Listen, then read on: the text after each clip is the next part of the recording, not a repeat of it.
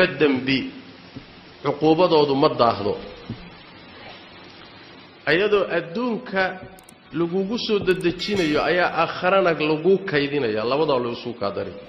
laakiin cuquubadaha soo degdega laba ugu khatarsan uguna soo degdeg badan waa labadee nabigu wuxuu sallallahu alayhi wasallam qaraabo goysnimada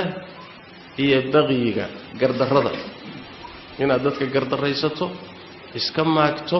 iflagaadayso xamato caydo ku xadgudubto عقوبته ما داهدو إن قرابadaadi iyo eheladaadi xigtadaada aad goysana عقوبته ما داهدو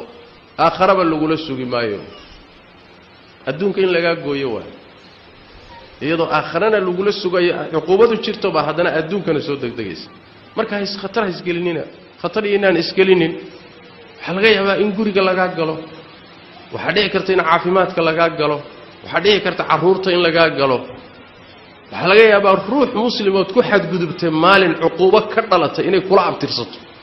oo gurigaaga gasho ee caruurtaada gasho caafimaadkaaga gasho oo adigoo dhan ay ku baabiiso